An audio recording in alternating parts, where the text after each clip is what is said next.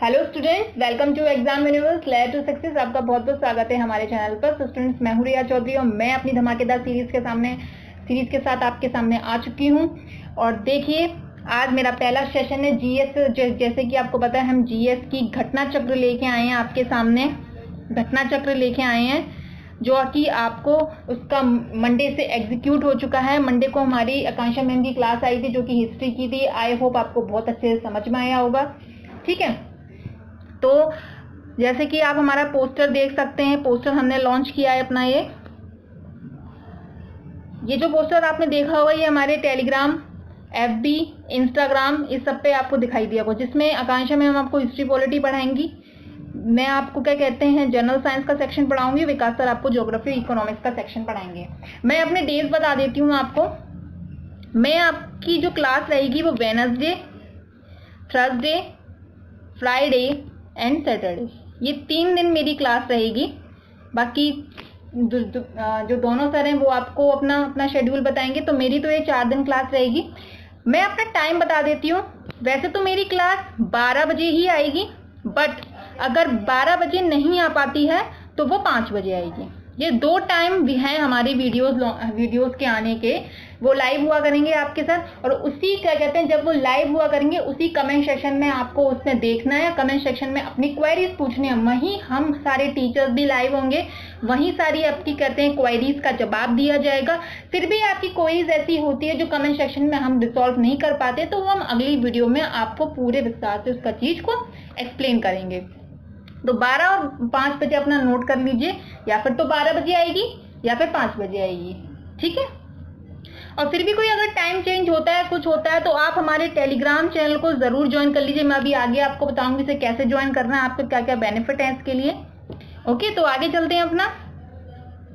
जैसे कि आपको एक किताब दिख रही है, ये बुक है, ये मैं आपको पढ़ाने वाली हूँ। जनरल साइंस की है ये घटना चक्र की। इसमें सारे आपको सीसेट सिलेबस आपका कवर्ड होगा। यहाँ पे बहुत ही अच्छे से एक्सप्लेनेशन मैं आपको दूंगी। यहाँ पे बाइलिंगुअल सेशन रहने वाला है। कोई भी दिक्कत किसी भी मीडियम के स्टूडेंट्स को नहीं आएगी। घटना चक्र का जनरल साइंस का सेशन है। फिजिक्स पढ़ाने वाली हूँ मैं आपको आज, भौतिक विज्ञान की। आपको पता होगा हमारे चैनल पे अभी जीएस की 500 सीरीज चल रही है। वो वाले बच्चे भी यहाँ देख सकते हैं, उनके लिए भी बहुत यूजफुल होने वाला है ये। और किसके लिए? आज का टॉपिक क्या है हमारा? लाइट है। मैं आज लाइट पढ़ाने वाली हूँ। तो जो जीएस वाले बच्चे हैं जो हमारी 500 सीरीज को देख रहे हैं, वो लाइट मैंने उसमें अभी नहीं पढ़ाया, तो अब लाइट यहाँ से पढ़ सकते हैं। ओके, बाकी किस किस के लिए यूजफुल रहने वाला है ये? यूपीएससी कैंडिडेट के लिए, एसएससी, सीडीएस, एनडीए, रेलवे और अदर कॉम्पिटिटिव एग्जाम, जो सारे स्टेट लेवल के एग्जाम हो गए, जिसमें आपकी साइंस पूछी जाती है, उसके लिए, सबके लिए यूजफुल रहने वाला है। ओके, तो हमारे सेशन को लास्ट तक देखिएगा। अगर आप सेशन को लास्ट तक नहीं देखेंगे तो हमारी मेहनत भी बेकार और आपका आधा देखना भी बेकार हो जाएगा। ओके, तो अपने टाइम को कभी भी वेस्टलेस मत होने दीजिए, हमेशा उसका यूटिलाइज करिए। तो मैं आपको बताती हूँ अब हम हमारे टेलीग्राम चैनल से कैसे जुड़ सकते हैं। देखिए, ये हमारे एग्जाम यूनिवर्स का ऑफिशियल चैनल है, ये पब्लिक चैनल है। इसका जो टेलीग्राम का लिंक है वो हमारे डिस्क्रिप्शन बॉक्स में दिया हुआ है। आप वहां पे जाइए और उसे ज्वाइन करिए। ज्वाइन करने के बाद वो आपको ऐसा दिखाई देगा। आप वहां पे ज्वाइन का क्लिक बटन दबा दीजिएगा। यहाँ पे हमारी डेली न्यूज, डेली अपडेट हमारे चैनल की, और बहुत सारा आपका जीएस, बहुत सारा आपका करंट और ऑल ओवर एरिया सारा कवर्ड होगा यहाँ पे। बाकी ये जो हमारे डिस्कस ग्रुप को भी ज्वाइन करिए। डिस्कस ग्रुप में आपको क्या फायदा है, इसमें डेली क्विज होती है।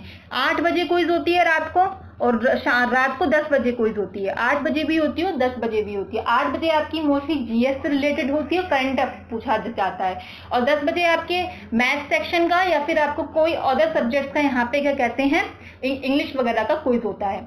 तो आप क्विज डेली अटेंड करिए। देखिए यहाँ पे कितने बच्चे अटेंड कर रहे हैं, तो सबकी जो यहाँ पे रैंक है वो यहाँ पे क्वालिफाई दिखाई, तो आपका भी एक मोटिवेशन होता है कि हमारे इतने क्वेश्चन सही जा रहे हैं, हम इतने बच्चों में पार्टिसिपेट कर पा रहे हैं। डेली क्विज होता है, आप यहाँ पे अटेंड करिए। हम यहाँ पे क्लास लेंगे, इसका क्विज हमारे टेलीग्राम चैनल पर चलेगा, और लोगों को भी शेयर करिए। ठीक है, और इसके अलावा आप हमारे क्या कहते हैं, इंस्टाग्राम चैनल से भी जुड़ सकते हैं। इसका इंस्टाग्राम का लिंक हमारे डिस्क्रिप्शन बॉक्स में दिया हुआ है। यहाँ पे भी बैच की सारी अपडेट आती है, तो आप इसको भी फॉलो करिए। ठीक है। इसके बाद अब हमारे FB चैनल से भी जुड़िए। FB का ही हमारा पेज है एग्जाम यूनिवर्स ऑफिशियल का, इससे भी जुड़िए। यहाँ पे भी डेली आपकी हर चीज की अपडेट, हर चीज के एग्जाम रिलेटेड अपडेट यहाँ पे डेली आती है। तो इन तीनों चीजों को आपको फॉलो करना है, ठीक है। टेलीग्राम, इंस्टाग्राम और FB ID हमारा, FB पेज और हमारा डिस्कस ग्रुप भी, ताकि आप डेली क्विज अटेंड कर सकें, ठीक है। तो अब हम चलते हैं अपने पहले क्वेश्चन की ओर, देखते हैं आज का क्वेश्चन क्या है। घटना चक्र का जनरल साइंस का सेशन चल रहा है आपका, फिजिक्स लाइट। तो देखते हैं पहला क्वेश्चन क्या है। Human eye is most sensitive to visible light of the wavelength, ठीक है।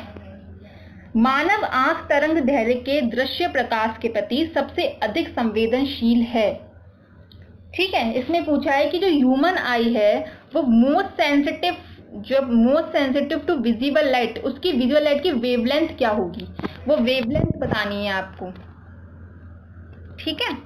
तो देखते हैं ऑप्शन क्या क्या है हमारे। पहला है हमारा 6050 एंगस्ट्रॉम, दूसरा है 5500 एंगस्ट्रॉम,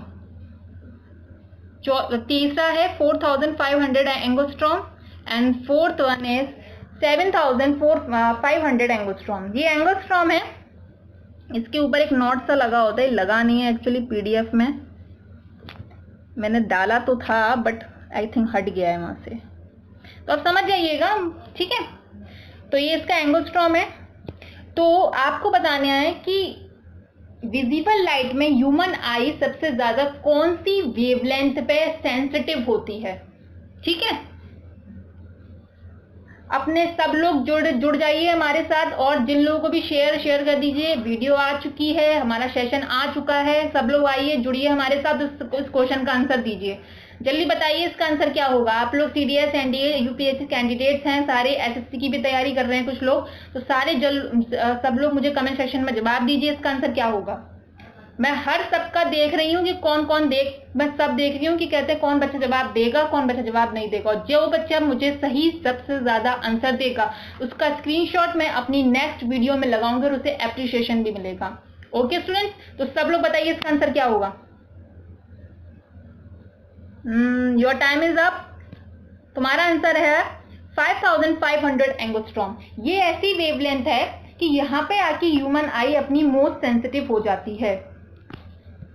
तो इसका एक्सप्लेनेशन देखते हैं हम। Eye is most sensitive to yellow green light, that is light of wavelength 5500 angstrom. Eye सबसे ज्यादा जो येलो ग्रीन लाइट है वहां पे सबसे ज्यादा सेंसिटिव होती है, और इसकी जो वेवलेंथ है वो 5500 एंगस्ट्रॉम है। समझ में आया आपको। तो ये मैंने हिंदी में भी लिखा हुआ है कि आंख पीले हरे रंग की रोशनी के प्रति सबसे अधिक संवेदनशील होती है, जो कि तरंग दैर्ध्य 5500 एंगस्ट्रॉम की रोशनी होती है। ओके स्टूडेंट्स, नेक्स्ट क्वेश्चन देखते हैं। आई होप आपको अच्छा सेशन लग रहा हो, तो प्लीज लाइक करते चले सेशन को हमारी, और शेयर भी करते चलें। सेकंड क्वेश्चन देखिए। When light waves pass from air to glass, the variable affected are। जब लाइट वेव हमारे एयर से ग्लास के मीडियम में जाती है तो क्या चीज अफेक्ट होती है, बताइए। इसका ऑप्शन में रख रही हूं आपके सामने। वेवलेंथ, फ्रीक्वेंसी एंड वेलोसिटी, दूसरा है वेलोसिटी एंड फ्रीक्वेंसी, तीसरा है wavelength and frequency, and fourth है वेवलेंथ एंड वेलोसिटी। बताइए इसका आंसर क्या होगा, जल्दी बताइए इसका आंसर क्या होगा। सब लोग कमेंट सेक्शन में लिखिए, मैं सबका देख रही हूं, ठीक है। इसका आंसर है आपका option D, wavelength and velocity. Wavelength and velocity पे फर्क पड़ता है जब हमारी light air to glass medium में ट्रेवल करती है। इसका एक्सप्लेनेशन देखते हैं हम। When light passes from air to glass और वन मीडियम टू अनदर, जब हमारी लाइट एक मीडियम से दूसरे मीडियम में ट्रैवल करती है, then the frequency of the light remains constant but wavelength and velocity are changes. हमारी जो वेवलेंथ है और वेलोसिटी है दूसरे एक मीडियम से दूसरे मीडियम के जाने पे चेंज हो जाती है। क्यों? क्योंकि हर सबका जो लाइट है या विजिबल लेंथ है वो सबकी क्या होती है, अलग अलग होती है। तो वेवलेंथ और वेलोसिटी पर फर्क पड़ता है, फ्रीक्वेंसी आपकी कांस्टेंट रहती है। ओके स्टूडेंट्स, नेक्स्ट क्वेश्चन देखते हैं। थर्ड क्वेश्चन क्या कह रहा है हमारा, the gas use in discharge tube for optical decoration and advertising is, बताइए। ऑप्टिकल सजावट और विज्ञापन के लिए डिस्चार्ज ट्यूब में इस्तेमाल होने वाली गैस, बताइए। जब ऑप्टिकल डेकोरेशन या सजावट विज्ञापन करते हैं तो उसके लिए हम कौन सी गैस का इस्तेमाल करते हैं? ऑप्शन में रख रही हूं आपके सामने।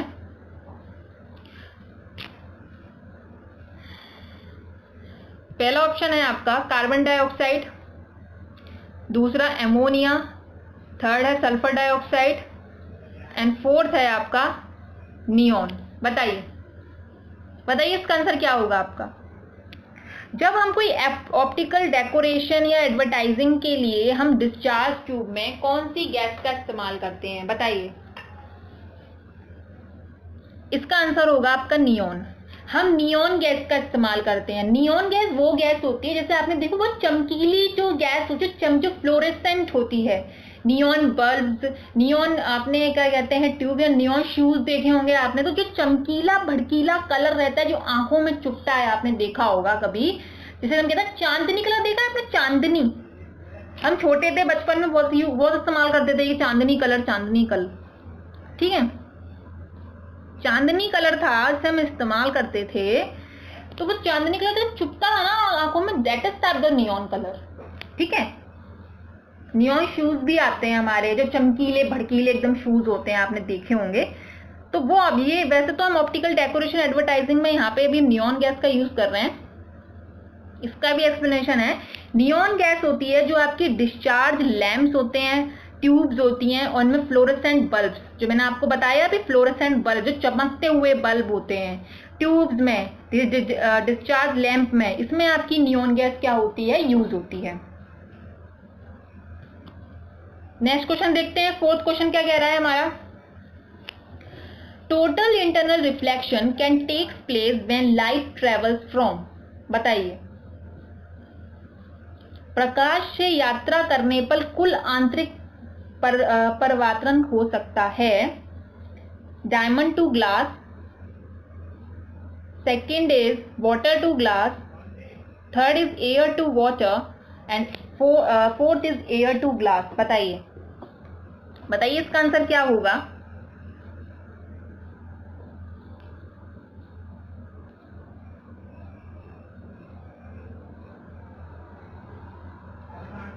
इसमें ऐसा बताइए कौन से ऐसे मीडियम में जब लाइट ट्रेवल करेगी तब टोटल इंटरनल रिफ्लेक्शन होगा, ये क्वेश्चन का मतलब है। जब लाइट डायमंड टू ग्लास करेगी, जब लाइट वाटर टू ग्लास करेगी, एयर वाटर टू करेगी, एयर ग्लास करेगी, बताइए इसका आंसर क्या होगा। जल्दी सब लोग कमेंट करिए, इसका आंसर क्या होगा। इसका आंसर है आपका डायमंड टू ग्लास। जब लाइट आपकी डायमंड से ग्लास में ट्रेवल करेगी तब आपकी लाइट में टोटल इंटरनल रिफ्लेक्शन होगा। ओके स्टूडेंट, तब आपकी लाइट में तब आपके उसमें क्या होगा, टोटल इंटरनल रिफ्लेक्शन होगा। इसका एक्सप्लेनेशन हम पढ़ते हैं। Total internal reflection takes place when a ray of light is travelling from denser to rarer medium. जब टोटल इंटरनल रिफ्लेक्शन तब होता है जब आपकी light denser to rarer medium जाती है and angle of incidence is greater than the critical angle. जब आपका एंगल ऑफ इंसिडेंस क्या होता है, क्रिटिकल एंगल से ज्यादा होता है। अरे आपने देखा नहीं है, ये होता है आपका डेंसर,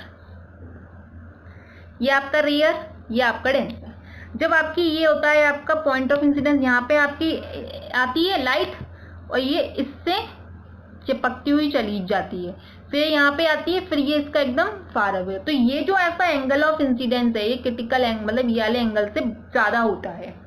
समझ में आया आपको? The ray is completely reflected from the surface and meet each other as if the surface is a mirror. Completely meet करती हैं ताकि वो उसमें मिरर से। So according to option the situation of option A is correct where total internal reflection takes place. It is because diamond is denser than glass. समझ में आया आपको कि जो ग्लास है वो आपका पतला होता है, डायमंड जैसे आपने पता सबसे ज्यादा हार्डेस्ट मटेरियल होता है हमारा, ठीक है, सबसे ज्यादा हार्डेस्ट मटेरियल होता है आपका डायमंड। तो जब डेंसर टू सबसे डेंसर में सबसे ज्यादा आपका डायमंड आएगा ना, तो डायमंड से जब ग्लास की तरफ जाएगा तो उसमें एंगल ऑफ जो इंसिडेंस है आपका, जो एंगल ऑफ इंसिडेंस है वो आपकी क्या कहते हैं क्रिटिकल एंगल से ज्यादा होगा, तभी तो आपका total internal reflection takes place करेगा। समझ रहे हैं मैं क्या कहना चाह रही हूँ आप बिल्कुल अच्छे से? मैं आपको एक बार टोटल इंटरनल रिफ्लेक्शन अच्छे से बता देती हूँ। ये जो मैंने आपको बताया ये तो होता ही है, मैं अच्छे से आपको एक्सप्लेन करती हूँ अभी, आपको समझ में आया? जैसे मैं आपको तो टोटल इंटरनल रिफ्लेक्शन की जैसे मैं आपको बताऊं, जैसे मैं ये था कि यहाँ से जब लाइट ट्रेवल करेगी, जैसे टोटल इंटरनल रिफ्लेक्शन की कंडीशन यही होती है कि light must be travel in denser to rarer, ठीक है, डेंसर से रेयर मीडियम में ही ट्रेवल करनी चाहिए, ठीक है। और the value of angle of incidence, जो angle of incidence must be greater than critical angle. Critical angle से क्या होनी चाहिए? मस्ट बी ग्रेटर देन होनी चाहिए। इसका जो एग्जाम्पल है वो आपका डायमंड से ग्लास होता है, क्योंकि डायमंड डेंसर होता है ग्लास से। समझ में आया आपको? और इसकी प्रॉपर्टीज भी होती हैं, जैसे ऑप्टिकल फाइबर, मिराज, ठीक है, mirage sparkling of diamond, diamond का चमक, मिराज लूमिंग, ठीक है, मतलब जो पोलर रीजन में होती है, shining of air bubbles, air bubbles में शाइनिंग आती है, ये भी आपका टोटल इंटरनल रिफ्लेक्शन के एग्जांपल्स हैं। सारे अपने अच्छे से याद रखिएगा। ओके, नेक्स्ट क्वेश्चन की ओर चलते हैं, देखते हैं नेक्स्ट क्वेश्चन क्या है हमारा। क्वेश्चन 5 है हमारा, देखिए आ गया उसका एग्जांपल टोटल इंटरनल रिफ्लेक्शन का। मैंने एंडोस्कोपी नहीं बताया आपको, वो भी होता है, ठीक है। तो देखिए, endoscope used by the doctors for examining the inside of patient's stomach works on the principle of जो एंडोस्कोपी यूज होती है वो हमारे स्टोमक की वर्किंग को देखने के लिए या फिर पेशेंट को एग्जामिन करने के लिए किस प्रिंसिपल का यूज करते हैं हम, वो आपको उसमें बताना है। पहला है रिफ्लेक्शन ऑफ लाइट, दूसरा है डिस्पर्जन ऑफ लाइट, थर्ड है आपका refraction of light and fourth है आपका total internal reflection of light. बताइए बताइए इसका आंसर क्या होगा? अभी अभी मैंने आपको टोटल इंटरनल रिफ्लेक्शन अच्छे से एक्सप्लेन किया है, इसकी प्रॉपर्टीज बताई मैंने, उसके एग्जांपल भी बताया आपको। तो एंडोस्कोपी मैंने आपको बताया कि एंडोस्कोपी भी आपका क्या कहते हैं टोटल इंटरनल रिफ्लेक्शन का ही एग्जांपल होता है। तो इसका आंसर आपको पता है ऑब्वियसली क्या होगा, total internal reflection of light, ठीक है, ये आपका आंसर है। एक्सप्लेनेशन में देखते हैं आगे।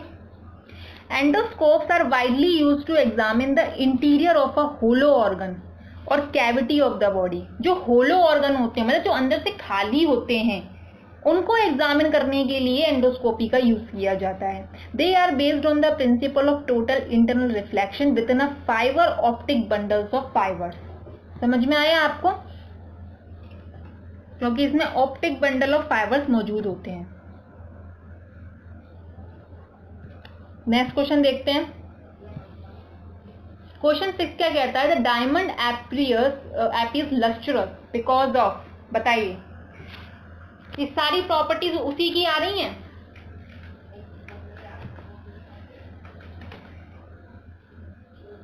हीरा किस वजह से चमकदार दिखाई देता है? बताइए। रिफ्लेक्शन,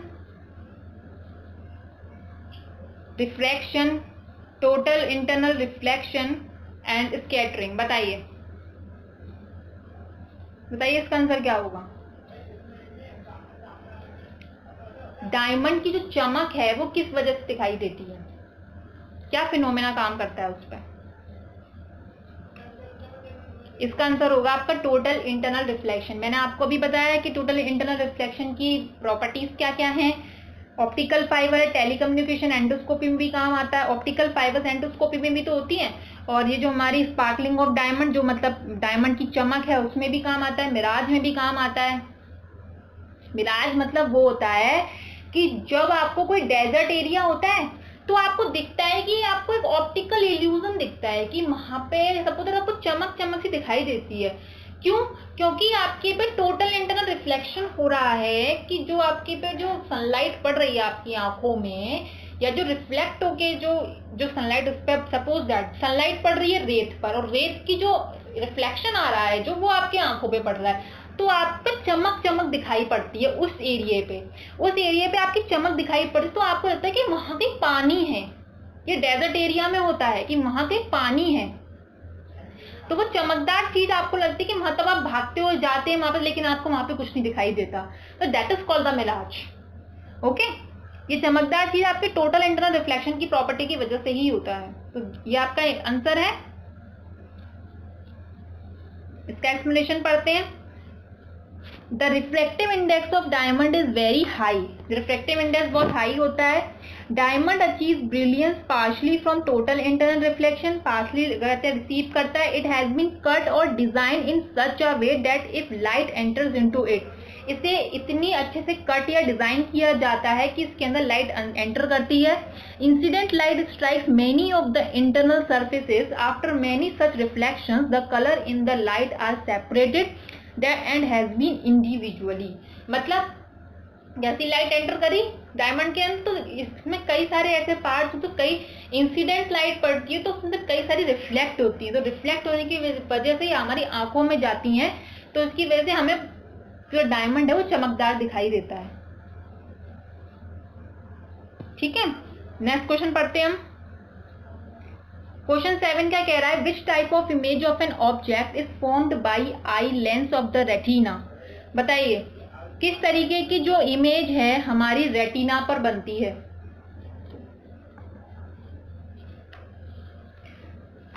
बताइए, मैं ऑप्शन रख रही हूं आपके सामने।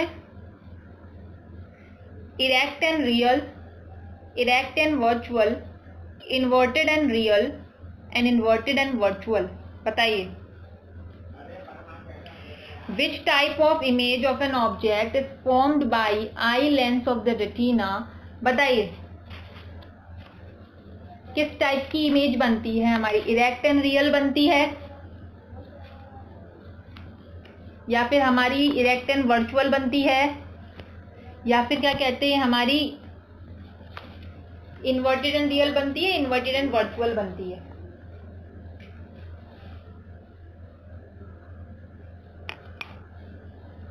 इसका आंसर क्या होगा? इसका आंसर होगा आपका inverted and real. Inverted and real image बनती है आपके रेटिना पर।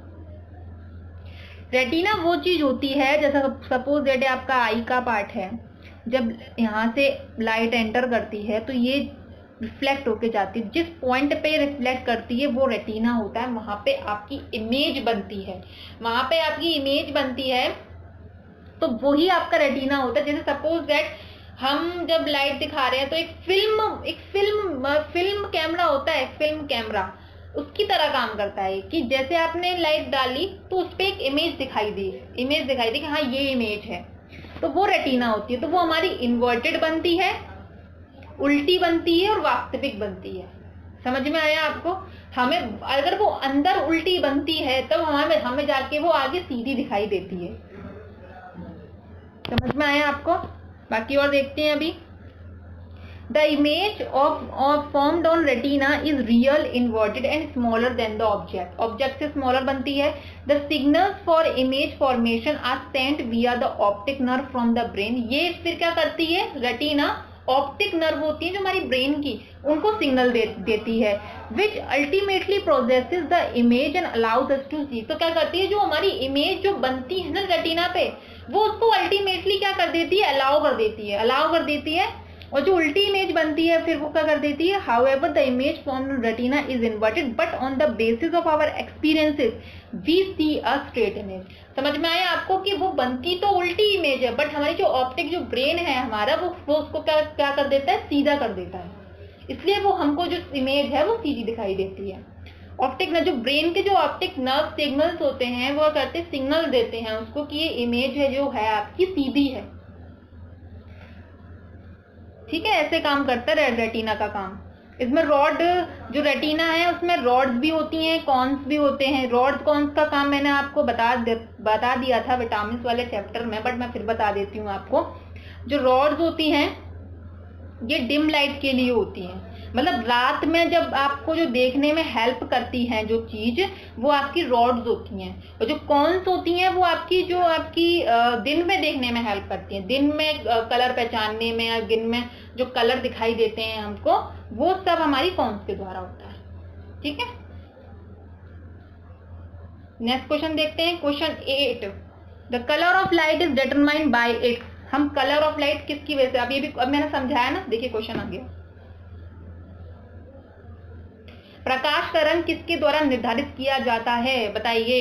Amplitude, wavelength, intensity and velocity, बताइए। जो प्रकाश का रंग है वो किसके द्वारा निर्धारित किया जाता है।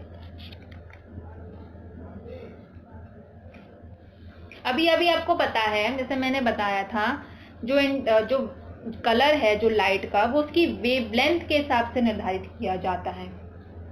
समझ में आया आपको, वो उसकी वेवलेंथ के द्वारा निर्धारित किया जाता है। कैसे, देखते हैं। The colour of light is determined by its wavelength. इसकी वेवलेंथ के द्वारा होता है। Different colours have different wavelength. सब कलर्स की अपनी अलग अलग वेवलेंथ होती है। The wavelength of red colour is largest and violet colour is shortest wavelength. समझ में आया, जो रेड कलर की जो वेवलेंथ होती है सबसे ज्यादा होती है, वॉयलेट की सबसे ज्यादा कम होती है। जो सबसे ज्यादा कम वेवलेंथ का होता है वो स्कैटर्ड ज्यादा होता है, और जो सबसे ज्यादा वेवलेंथ का होता है वो स्कैटर्ड कम होता है। इसलिए हमारे जो स्काई का कलर है वो ब्लू है, और इसलिए हम ट्रैफिक जो लाइट में रेड कलर का इस्तेमाल करते, that is called this phenomena, क्योंकि वेवलेंथ उसकी ज्यादा है इसलिए वो स्कैटर कम होता है।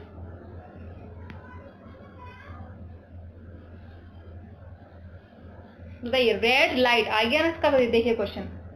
Red light is used in traffic signal because, ये पीडीएफ मैंने खुद ही डिजाइन करी है, बट अभी क्वेश्चन आ रहे हैं तो मैं खुद भी समझ के ये क्वेश्चन मैंने डाला हुआ है। हाँ देखिए, बताइए इसका answer. Red light is used in traffic signals because, किसकी वजह से आपको रेड लाइट यूज करनी पड़ती है ट्रैफिक लाइट में। It has the longest wavelength, it is beautiful, it is visible to people even with bad eyesight, या none of the above question। बताइए इसका आंसर क्या होगा।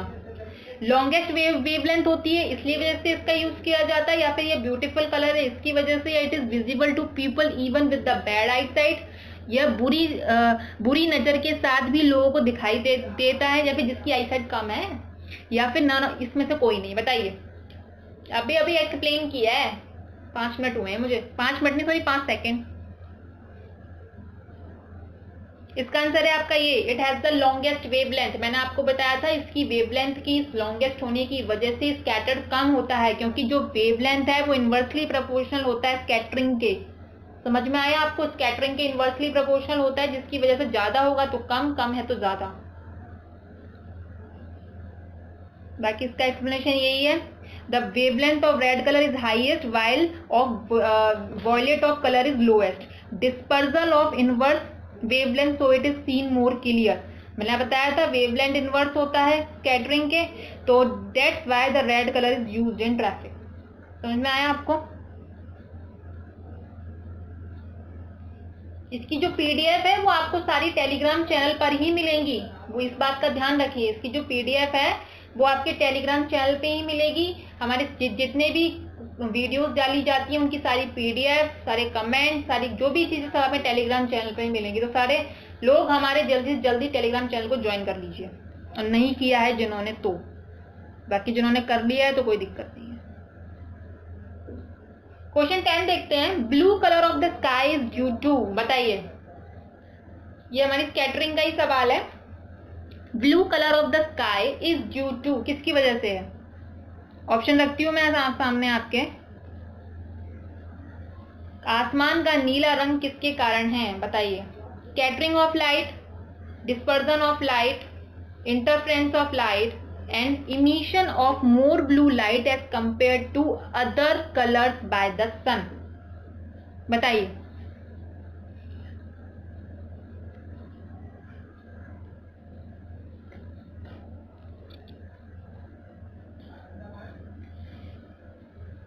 स्काई का कलर ब्लू क्यों होता है? Because of scattering of light. Scattering of light की वजह से ही क्या होता है, स्काई का कलर क्या होता है, ब्लू होता है, क्योंकि जो वॉयलेट कलर है उसकी जो वेवलेंथ है वो क्या होती है, हमारी कम होती है, जिसकी वजह से स्कैटरिंग ज्यादा होती है। क्योंकि blue light which has the least wavelength of all the visible radiation is scattered most. The blue appearance of the sky is due to scattering of sunlight from the atmosphere.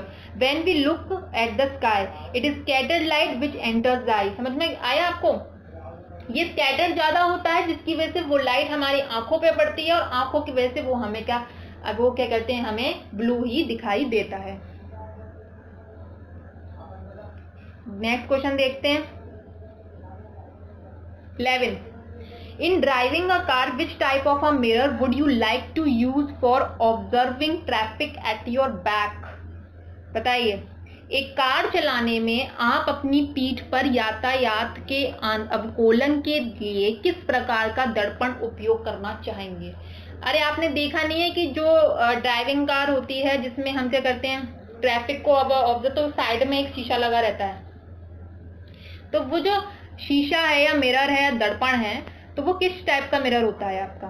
Concave mirror होता है, convex mirror होता है, या spherical mirror होता है, या फिर plane mirror होता है? बताइए जल्दी सब लोग इसका आंसर मुझे जल्दी कमेंट सेक्शन में लिखिए। बहुत कम लोग कमेंट करते हैं, तो प्लीज जल्दी से जल्दी बताइए इसका आंसर क्या होगा।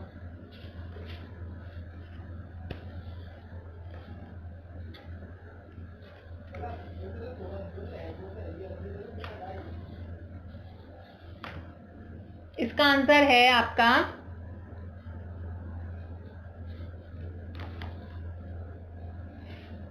आंसर है आपका कॉन्वेक्स मिरर। इसका आंसर क्या होगा आपका? Convex mirror. जो कॉन्वेक्स मिरर है वो आपकी हमेशा डिमिनिश्ड इमेज बनाता है, मतलब छोटी इमेज बनाता है, ठीक है। जब छोटी इमेज बनेगी तभी तो आपको बहुत सारे लोग एक सारे दिखाई देंगे।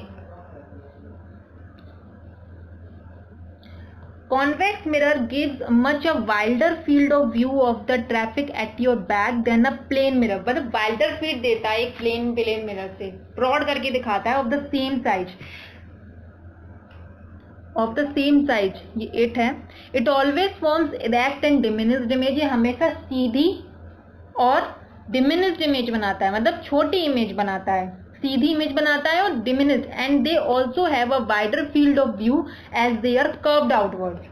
समझ में आया आपको कि ये हमेशा सीधी और जो छोटी इमेज बनाता है कॉन्वेक्स, जिसकी वजह से हमें जो कई सारी चीज है वो एक संग सही से अच्छे से दिखाई देने लगती हैं। इसलिए हम इसमें कॉन्वेक्स मिरर का देखा होगा, हम माइक्रोस्कोप्स में भी यूज करते हैं, टेलीस्कोप में हम कॉन्वेक्स मिरर को ही यूज करते हैं, कैमरे में भी करते हैं, स्पेक्टिकल्स में भी हम कॉन्वेक्स मिरर का यूज करते हैं। समझ में आया आपको? तो यही इसका यूज है। नेक्स्ट देखते हैं क्वेश्चन 12 क्या कह रहा है। The number of images of an object placed between two parallel mirror is, बताइए।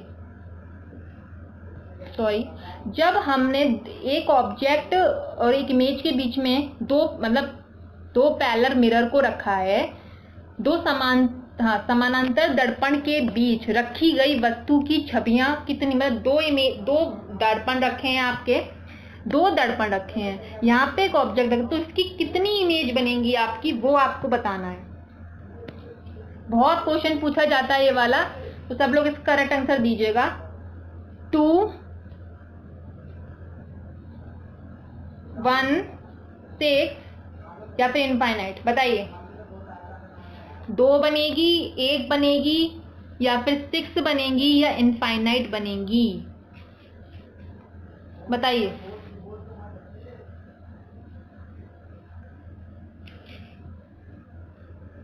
इसका आंसर है आपका इनफाइनाइट। इनफाइनाइट इमेज बनेगी, कोई संख्या नहीं होगी इस इमेज की। जैसे आपने देखा होगा जब बार्बर शॉप में जाते हैं, अरे अंग्रेजों, हिंदी की कहते हैं नाई की दुकान, तो देखा होगा कि यहाँ पे 2 मिरर लगे रहते हैं, यहाँ पे वो बाल काटता है, तो आपके देखो इतनी सारी इमेजेस दिखाई देती हैं, वहां पे पीछे भी दिखा, तो वो इनफाइनाइट इमेजेस होती हैं, इसकी कोई संख्या नहीं है। उसका निकालने का फॉर्मूला होता है, वो मैं आपको बताती हूँ, कोई भी आ जाए तो देखिए। When an object is placed in between 2 parallel plane mirrors, then the number of images formed will be infinite। ठीक है, इनफाइनाइट होंगी, अनंततः होंगी।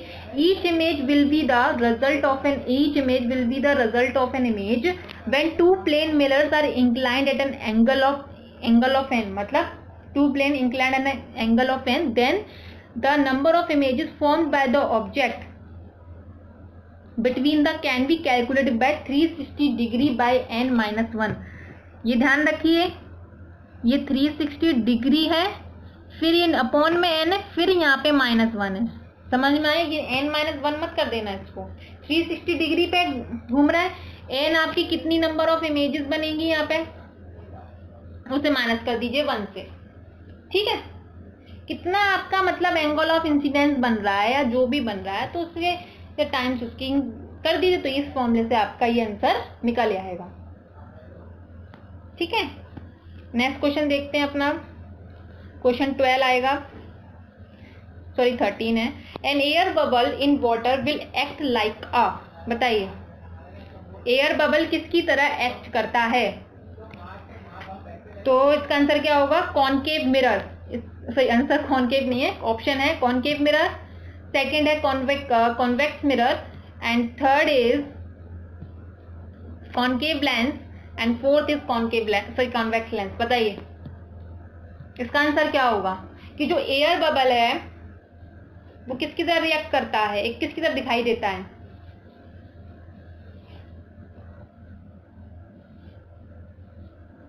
Concave lens.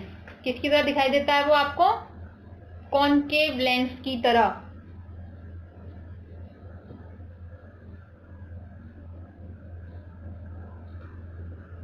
ठीक है,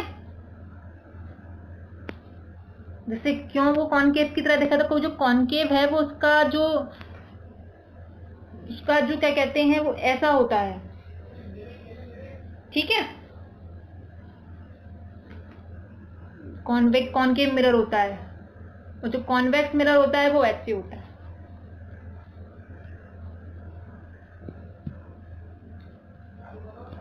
an air bubble in water whose surface is convex, उसका surface convex will act like a convex mirror.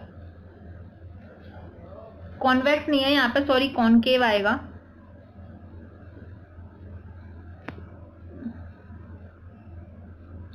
Concave mirror की तरह काम करता है। Divergent lens, the refractive index of water is more than the air. Refractive index air से क्या होता है? ज्यादा होता है वाटर का। दस the nature of lens of submerged water है यहाँ पे, submerged. Nature of lens of submerged water bubble is change. इसका क्या होता है? सबमर्ज्ड वाटर बबल होता है वो क्या हो जाता है? चेंज हो जाता है। ठीक है, इसलिए हमारा कॉनकेव की तरह बिहेव करता है, क्योंकि जो कॉनकेव का होता है वो सरफेस ऐसा होता है। डाइवर्जेंट लेंस की तरह बिहेव करता है, क्योंकि जो कॉन्वेक्स होता है वो कन्वर्जेंट लेंस होता है। क्वेश्चन 14 देखते हैं। The minimum height of a plane mirror to see the full size of image of a person is equal to. ये बहुत अच्छा क्वेश्चन है, बहुत बार पूछा जाता है ये, कि अगर आपको पूरे बंदे की हाइट देखनी हो तो उसके लिए आपको कितनी साइज का मिरर लगाना होगा? ये इसका वो है, बताइए। The height of the person, उस पर्सन की हाइट के बराबर, या half of the height of the person, person की हाइट का आधा, या फिर 1/4 of the height of the person, व्यक्ति की ऊंचाई एक चौथाई के बराबर, या फिर double of the height of the person, व्यक्ति की ऊंचाई मतलब दोगुनी ऊंचाई के बराबर। बताइए। बहुत ही अच्छा क्वेश्चन है, बहुत ही इंटरेस्टिंग, बहुत पूछा जाता है, सब लोग इसका आंसर दीजिए। इसका आंसर आएगा आपका, बताइए जल्दी जल्दी, इसका आंसर आएगा आपका half the height of the person, मतलब जितना आपकी ऑब्जेक्ट की या बंदे की ऊंचाई है उसकी आधी ऊंचाई का आपको जो क्या कहते हैं, इतनी ऊंचाई है तो आपकी आधी ऊंचाई का आपको प्लेन मिरर लगाना पड़ेगा, तब आप उसकी मिरर में फुल इमेज देख सकते हैं। समझ में आया आपको? नेक्स्ट इसका एक्सप्लेनेशन देखते हैं। The minimum height of a plane mirror to enable a person to see the full 1/2 of its height. 1/2 लेते हैं। According to the principle of reflection, the angle of incidence is equal to the angle of refraction. When the ray of light travels from bottom to top of a person and reaches his eyes, then he is able to see the clear image. समझ में आया आपको कि जब प्रकाश की किरण किसी व्यक्ति के नीचे से ऊपर तक जाती है और उसकी आंखों तक पहुंचती, तब वह स्पष्ट छवि देख पाती है। ठीक है, मतलब जब जाहिर सी बात है नीचे से ऊपर तक हमारी इमेज जाएगी तो हमारी आंखों तक पहुंचेगी वो इमेज, तभी तो वो हमको क्लियर इमेज दिखाई देगी। समझ में आया? तो इसलिए हमें हाफ उसका लेना पड़ता है। क्वेश्चन 15 देखते हैं। The minimum height of mirror required to see whole stand-up image of an object of height, ये एक बार न्यूमेरिकल है, देखते हैं। Height 1.50 metre shall be। बताइए, मतलब एक 1.5 मीटर हाइट का एक पर्सन है, आपको उसके लिए कितनी हाइट का मिरर लगाना पड़ेगा ताकि आप उसकी पूरी इमेज देख सकें? 1.50 मीटर का, 1 मीटर का, 1.5 मीटर का, या फिर 3 मीटर का? बताइए बताइए इसका आंसर क्या होगा? इसमें एक गलती हो गई है कि इसमें इसमें ये आएगा, सॉरी, ये जो आपका ऑप्शन है यहाँ पे 0.75 मीटर आएगा। अब बताइए, ये जो ऑप्शन आपका गलत टाइप हो गया इधर। 0.75 मीटर है, 1 मीटर है, 1.5 मीटर है, 3 मीटर है। समझ में आ गया? अब बताइए इसका आंसर क्या होगा? 1.5 मीटर की हाइट है आपकी, बंदे की, तो इमेज कहते हैं मिरर कितनी साइज का होगा? अभी एक्सप्लेन किया है मैंने, कुछ मत करिए, आधा कर दीजिए उसका। 1.5 का आधा कितना होगा? 0.75, तो यही आपका आंसर होगा, 0.75। समझ में आया आपको? सही इमेज था। अब इसका एक्सप्लेनेशन देखिए। In order to see the full length image, the minimum height of the mirror required half of the person height. समझ में आया? हाफ लेनी है आपकी पर्सन की हाइट। Minimum height of mirror required 1.5 है आपकी, 2 से डिवाइड कर दीजिए, कितनी आ गई आपकी? 0.75 मीटर। समझ में आ गया आपको? 0.75 मीटर आपका क्या होगा? आंसर होगा इसका। नेक्स्ट चलते हैं, नेक्स्ट देखते हैं क्वेश्चन 16 आएगा। To remove the defect of long sightedness one uses. अगर आपको लॉन्ग साइटेडनेस रिमूव करनी है, दूरदृष्टि जो योग क्या कहते हैं, सॉरी, रोग होता है, उसको आपको दूर करना है, तो आप उसके लिए कौन से मिरर का इस्तेमाल करेंगे? इसे कहते हैं हाइपरमेट्रोपिया। ठीक है, concave lens, convex mirror, convex lens, या फिर कॉनकेव मिरर? बताइए। हाइपरमेट्रोपिया, जिसे हम फार साइटेडनेस भी कहते हैं, जिसमें हमारी ये हाइपरमेट्रोपिया वो रोग होता है हमारी आंखों का, जिसमें हम क्या करते हैं, दूर की इमेज आपको क्लियर नहीं दिखाई देती, बट पास की अच्छे से दिखाई देती है। समझ में आया आपको? दूर की क्या कहते हैं, क्लियर दिखाई नहीं देती, बट पास की अच्छे से दिखाई देती है। इसकी जो, और मैं बताऊं, इसकी जो क्या कहते हैं, जो इमेज है, सपोज दैट ये आपकी आंख है, कैसी आंख बन गई, सपोज ये आपकी आंख है, इसमें जब आपकी लाइट ऐसे आ रही है, ऐसे लाइट आ रही है सपोज, तो ये आपके कहते हैं रेटिना पे फॉर्म ना होके बाहर फॉर्म होती है, मतलब दूर फॉर्म होती है। रेटिना आपका यहाँ है तो ये दूर फॉर्म होती है, इसलिए क्या कहते हैं इसमें आपको दूर का अच्छे से दिखाई नहीं पड़ता है। ये जो इसका करेक्शन है वो आपका किससे होता है, कॉन्वेक्स लेंस। इसमें आपको कॉन्वेक्स लेंस लगा, क्योंकि जो कॉन्वेक्स लेंस है वो कन्वर्जेंट इमेज बनाता है, मतलब इमेज जो आपकी दूर बन रही थी, वो आपकी फिर क्या करने लगती है, करेक्ट बनने लगती है सीधे रेटिना पे। समझ में आया आपको इसका आंसर? इसका आंसर क्या होगा आपका, कॉन्वेक्स लेंस, हाइपरमेट्रोपिया। बाकी आपको मैंने समझा ही दिया, फार साइटेड एंड हाइपरमेट्रोपिया होता है medically term vision condition, distant objects usually which distant objects are usually sorry इसमें मैंने आपको उल्टा बता दिया कि जो आपके जो डिस्टेंट ऑब्जेक्ट होते हैं वो आपको इसमें अच्छे से दिखाई पड़ते हैं, बट नियर ऑब्जेक्ट आपको अच्छे से दिखाई नहीं पड़ते हैं। समझ में? But close one do not come into proper focus. To remove this vision problem one should use a convex lens. अगर आपको इसमें क्या करते हैं, उसको करना है तो उसमें कॉन्वेक्स लेंस को आपको यूज करना पड़ेगा। ठीक है, डिस्टेंट ऑब्जेक्ट आपको अच्छे से दिखाई पड़ते हैं, क्लोज वंस आपको अच्छे से दिखाई नहीं पड़ते हैं। मायोपिया जो इसका उल्टा है कि इसमें आपको दूर का इमेज अच्छे से दिखाई नहीं देती और पास की अच्छे से दिखाई देती है।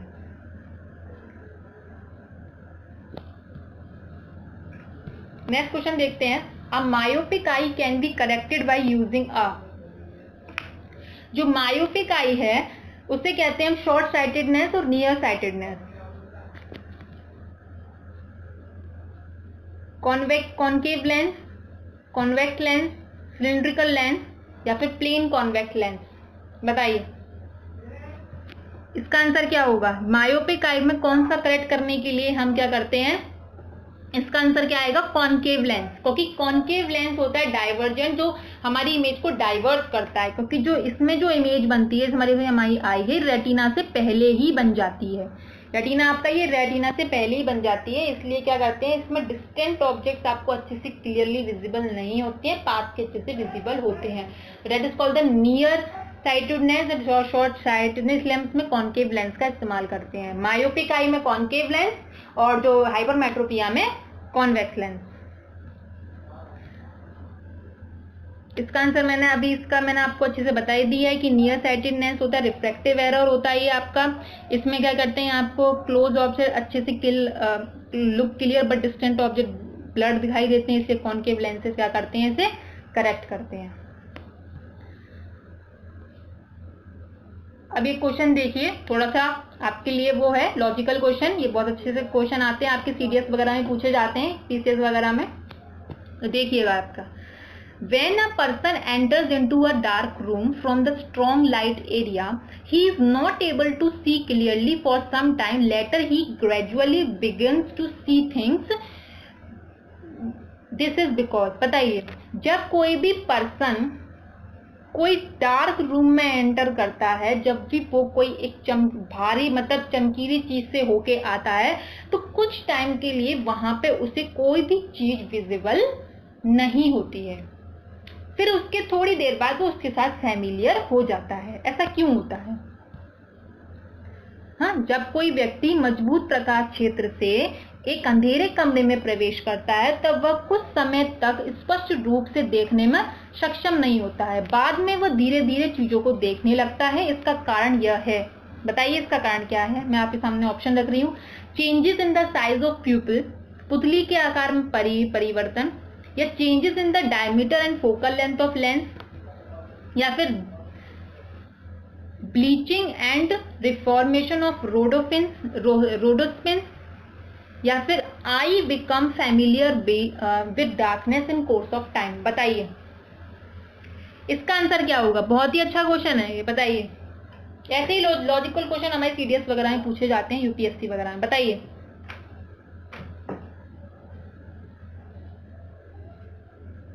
सिंपल है, सब कोई लॉजिकल लगाइए कि इसका आंसर होगा ये। I become familiar with darkness in course of time. Actually क्या हो जाता है कि जो हमारी ये क्या होता है, समय के साथ आंखें अंधेरे से परिचित हो जाती हैं। जैसे ऐसा होता है कि सपोज दैट कि जो हमारे आंखों में, सपोज दैट कि हम बहुत ही चमकदार चीज से आए हैं, हमारी आंखों पर रोशनी रोशनी की ही रिफ्लेक्टेड लाइट्स पड़ रही हैं, मतलब उसी देखने की आदत हो गई। जैसे हम डार्क रूम में जाते हैं तो हम क्या करते हैं, हमारे जो आंखों में मतलब चमकीली चमकीली चीज ही भरी रहती है, उस डार्कनेस से हम फैमिलियर नहीं हो पाते हैं, इसलिए वो जो लाइट वहां पे हमें कुछ विजिबल नहीं होता है, वहां पे हमें कुछ विजिबल नहीं होता है। पर थोड़ी देर बाद जब वो रिमूव हो जाती हैं आंखों से, उसके बाद हमें क्या करते हैं, उनकी क्या करते हैं, हमें जो वहां पे चीजें हैं वो दिखाई देने लगती हैं।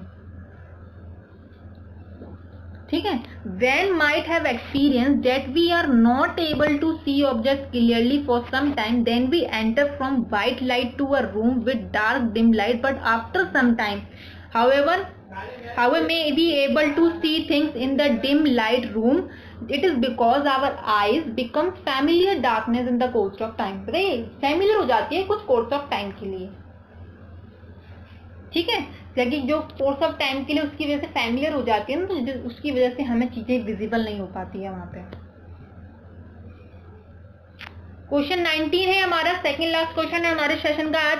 Reading glasses are made from which type of lenses. बताइए, जो रीडिंग ग्लासेस हैं हमारे, वो किस तरीके के लेंसेज हैं, किस तरीके के लेंसेज यूज करते हैं हम?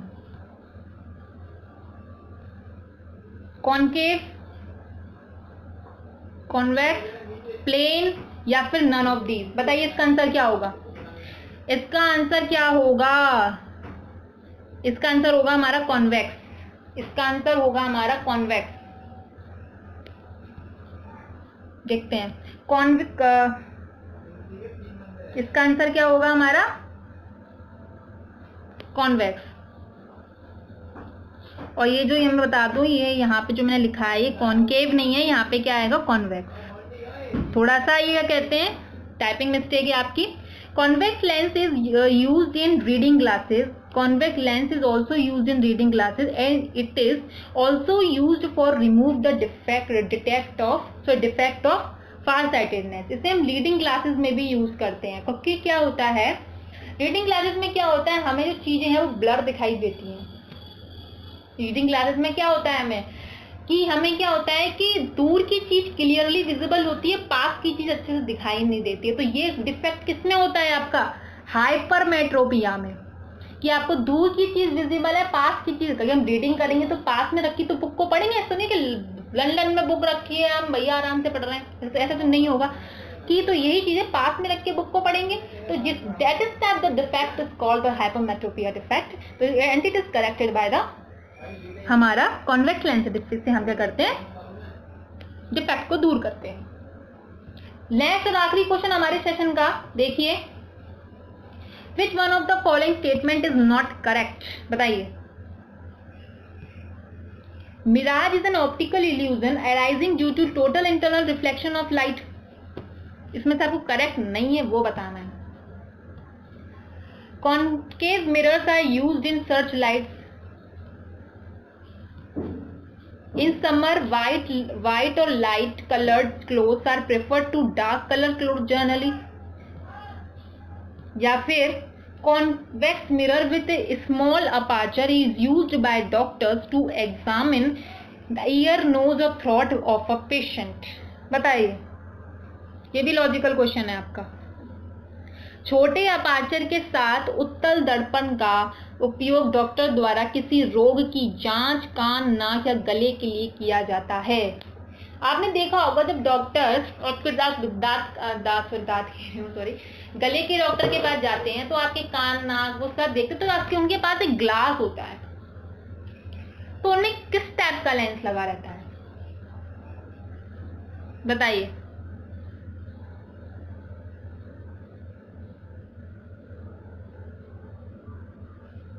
किस टाइप का मिरर लगा रहता है? मिरर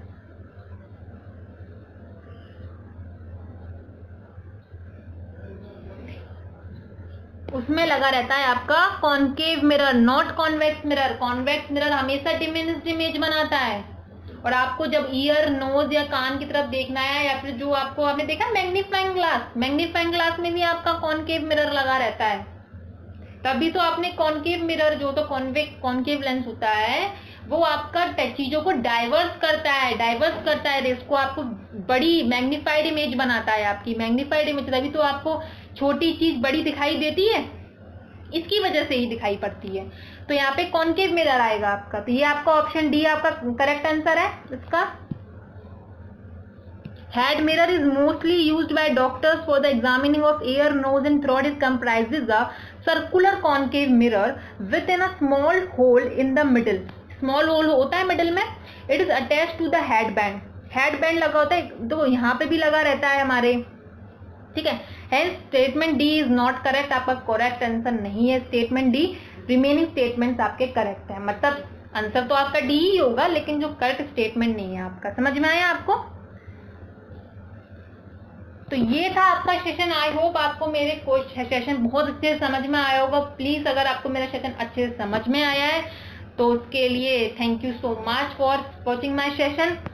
और इसके लिए आप हमारे सेशन को शेयर, सब्सक्राइब करना मत भूलिएगा। सब्सक्राइब करना तो हमारे चैनल को सबसे पहले सब्सक्राइब कर लीजिए, और बेल आइकन को भी जरूर प्रेस कर लीजिए। बेल आइकन को आप प्रेस नहीं करेंगे तो आपके हमारे आने वाले नोटिफिकेशंस की जानकारी आपको नहीं मिल पाएगी। और लाइक एंड शेयर करना तो आप बिल्कुल मत भूलिए। हमारे चैनल को लाइक शेयर बिल्कुल करिए और फैला दीजिए। आपको पता चलिए एग्जाम यूनिवर्स पर जीएस की आंधी आ चुकी है, तो प्लीज घटना चक्र आजकल आज हमारे यूट्यूब चैनल पर चलिए। आई होप किसी ने भी इसमें नहीं पढ़ा है, सिर्फ और सिर्फ एग्जाम यूनिवर्स पर चल रही है क्लासेस। ये सबको बता दीजिए, जीएस में आपको आज के बाद से कोई दिक्कत नहीं आने वाली है, ये हमारा वादा है। ओके स्टूडेंट्स, तो आपको बहुत अच्छे से हमारा सेशन पसंद आया होगा। तो thank you so much for watching my session students, thank you so much.